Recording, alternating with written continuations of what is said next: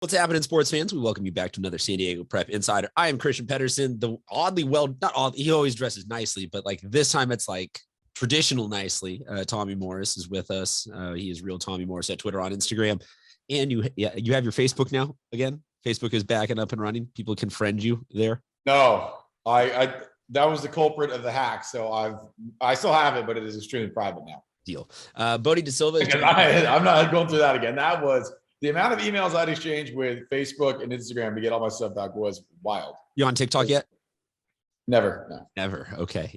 Bodie De Silva is the other one joining us. He joins us on behalf of Scorebook Live. You can follow them at SB Live CA on Twitter, on Instagram. You can download the Scorebook Live app. It's everything you need for high school sports.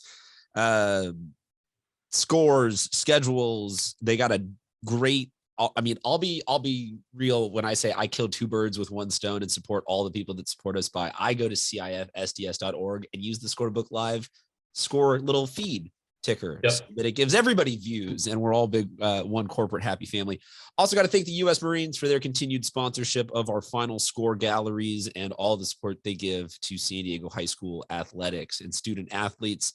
For more, visit the Marines online. We will have all the links in the bio and descriptions and below and up and swiping and clicking and everything you need to go follow them. As I said, support the people that support us. Guys, basketball season, even with a 2-week-ish period, if you will, of shutdowns, pauses, cancellations, pushes, we've reached the point now that I think most teams have gotten 12 to 20 games in, or 10 to 20 games in, and we have a fair enough. It's a pretty wide variety. When you look, very similar to college basketball. You have some teams with like 8, some teams with 20. So it's a lot. I feel like most teams have passed that 10 threshold at least, or are closing in on it to the point where we now have a decent sample size. Yes. And now you've got Sunday games. So there's a bunch of teams that are playing 3-4 games a week, trying to make up those games, which is awesome. I mean, I'm all for the kids trying to get as many games in. And I've caught more Saturday games than usual, but I'm yet to actually catch a Sunday game. Bodie, have you caught a Sunday game yet? I did. Yeah. Oceanside played Torrey Pines last Sunday. So I was able to get to that one while watching Eagles Buccaneers on my phone. Guys, basketball for that one? Yes. Because I have to admit, 2022 has come with more, as I rock my El Camino. What up, El Camino? 2022 has brought more soccer than ever before. Because I no longer mind standing alone 200 feet away from people, being able to do my job without having anybody near me ever. I gotta say, man, there are some soccer players out there that are physical and tough and that throw other people to the ground in order to get what do they call those? Is that the set piece when it's a corner kick? Some of those fights over set pieces. I tip my hat to all of you soccer players. It's like a basketball box out with no rules, sort of. Yeah. Where the point is almost to jump on top of somebody, and if you can, thrust off of someone's shoulders to get that angle, get that header. And you've really got one referee watching the whole scrum, so you got a decent chance of getting away with what you want to do. Yeah.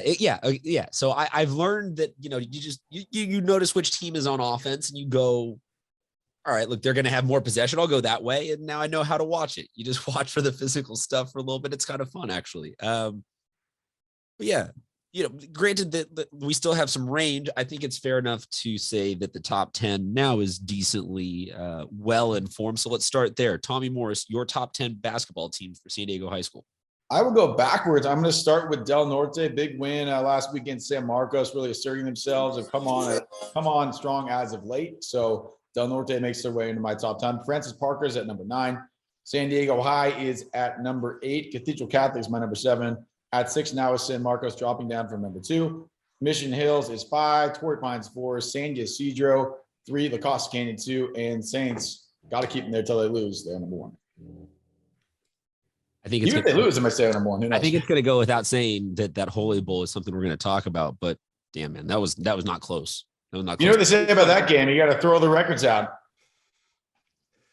Yeah, so for my top 10 comes out as Monday as usual. And so finally, after a few weeks of really no movement, it looks like we're going to have that. I haven't updated, and there have been a couple upsets so far. Obviously, you just talked about Del Norte, San Marcos. I was at that one last night. So starting off with St. Augustine at number 1, when they're full strength, they look like the best team. And since they've come back in the new year here, they are rolling through whoever they've taken on. I had San Marcos at number 2. That will obviously change after last night.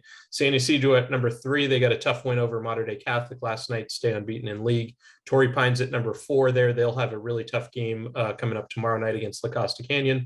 Number 5, Mission Hills. They will take on San Marcos tomorrow night. So some great rivalry league games coming up. La Costa Canyon at number 6. They are definitely on the upswing there and looking to make back into the open division. It's been a few years. Mission Bay is number 7. They obviously lost to San Diego High, so that will change. Cathedral Catholic comes in at number 8. Carlsbad is at number 9. And then Francis Parker was the one team to jump back in this week for me at number 10 after they beat La Jolla Country Day last week. The bubble extends how far? Another 5 teams, another 10 teams, because is there anybody else that you're being like way down there? We can still, they might make 10 or to me, there's probably 3 or 4 right now. I try and do 5 others to watch each week. For me this week, it was La Jolla Country Day, Del Norte, Scripps Ranch, San Diego High, and Montgomery. And we've already seen Del Norte and San Diego High get top 10 upsets. So for me, it's that you could extend it to 5 too, but in that 13, 14, 15 mix right now of teams that I see. Tommy, how about you? Anybody that you add into that list, or do you feel like you have a solid top 10? Yeah, I want to say Montgomery too, but Bodie took it right at the end there. I thought I was going to be able to get in that. You can I look out for modern overlapping on the bubbles. The OLI is a community event. Okay, let me add Santa Fe Christian and Mater Dei Catholic then. Yep. Fair enough. Know what? I'll throw in Madison. How about that? Really? Yeah, they've been up and down, but when they're playing well, they're definitely in that mix. I love when Madison gets hot in a certain sport, because they tend to, them and Hilltop tend to be tournament favorites that I can always pick as a dark horse.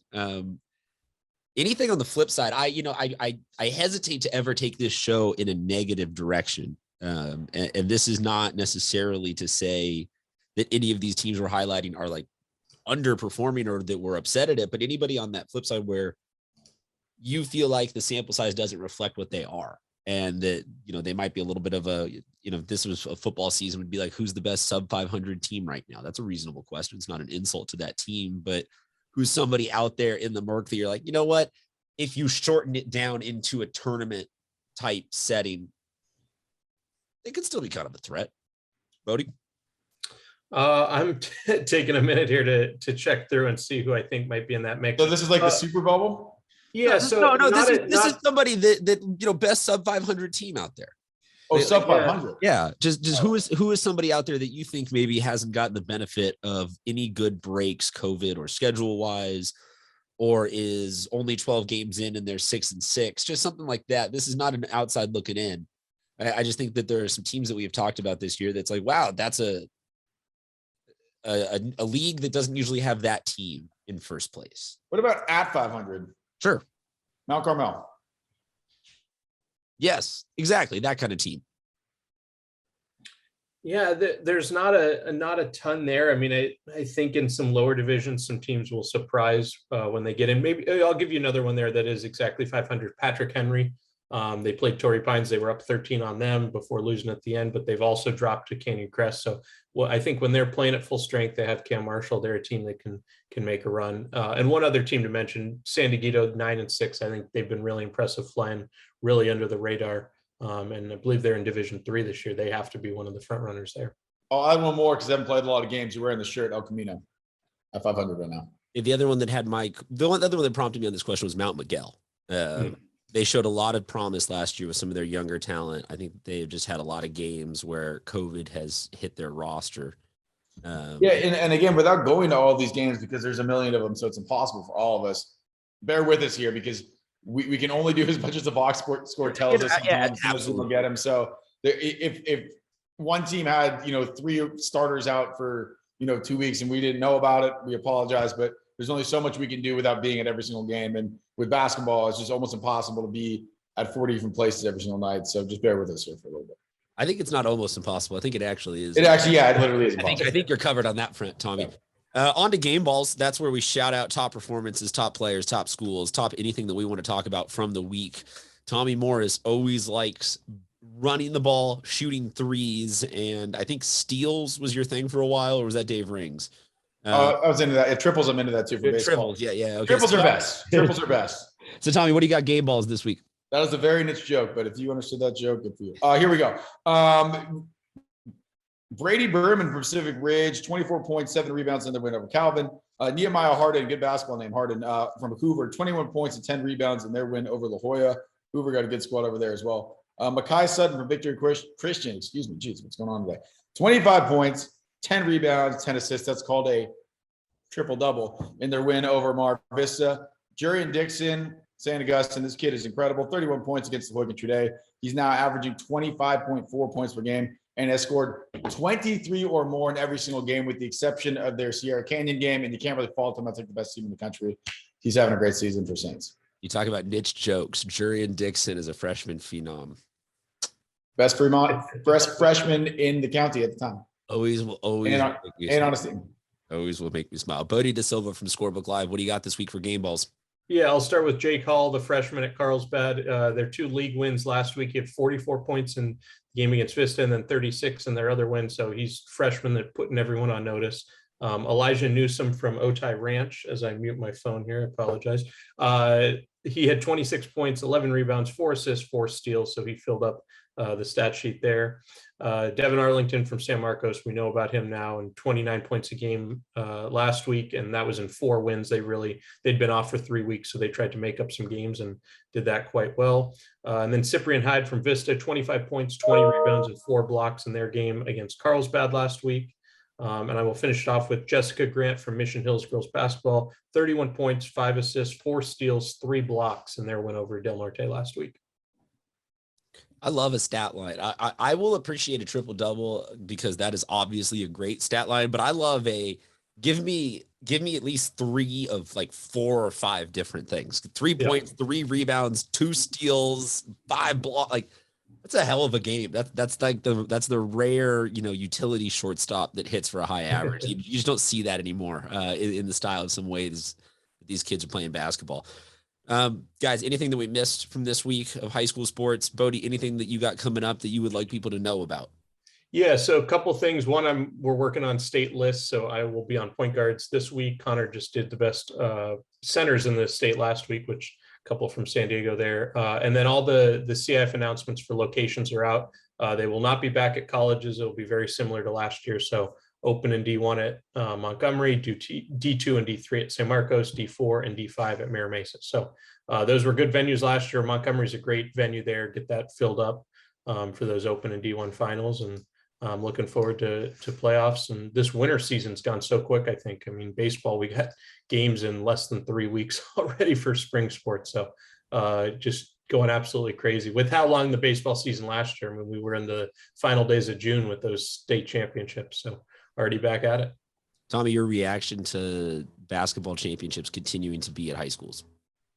I think for basketball, it's probably a good thing. It's easier to pack the arenas. And also I think for the kids, we saw a lot when these high schools weren't used to playing in college arenas would get there, the shooting would be not great because they're not used to the big backdrop. So I think this is more fair because it provides sort of a normal, a normal setting that the kids are used to. So those shooting teams aren't at a disadvantage. Because I feel like that really hindered. What if I give you a lollipop? Then I gave you our. I agree. Yeah, I mean, a lot of those courts, and St. Augustine's one of the rare ones where the court is 9 feet longer. It's that college court, but the backdrops is especially important. I think in a perfect year and when finances are back and things are regular, having it at UCSD. You can fill up a bunch of those games there. It's perfect site. I know it's not centrally located, but I think that's a really good arena. But in a year like we've had these last 2, just getting the playoffs in, and Montgomery fits those needs. I would say the other thing that underratedly appreciated is the ability for these venues to get loud. And not that you can't get loud at REMAC or the Jenny Craig Pavilion or something like that. Slim Jim. The Slim Jim. But some of these D4 schools are only like 275 kids. Yeah. And you can't pack a college gym with any sort of semblance of noise. you can get enough people from that school to go to Mira Mesa and make it loud. And actually, this isn't Texas high school football where the town shuts down to go to AT&T Stadium and you got 30,000 there. Yeah, and I think that we even saw that a little bit in football this year. Some of those championships were very poorly attended, and it made a difference in terms of the atmosphere and the vibe that you provide. And if you're saying that, more people would have turned out if it was at a junior college, get out of here. Some of these schools just don't have the fans and student section numbers to fill some of these stadiums. So I don't object to it. I know that on the topical level, it's a bummer to not be at like some super swanky arena, but I think bottom line is it still creates some really fun environments. So thank you for bringing that up, Bodie. Everyone check them out. Like I said, download the Scorebook Live app. You can get all of his stuff, including the top lists of top players from the top schools, which might feature some San Diego kids. So make sure you follow that and check it out. Follow Tommy at Real Tommy Morris for all of his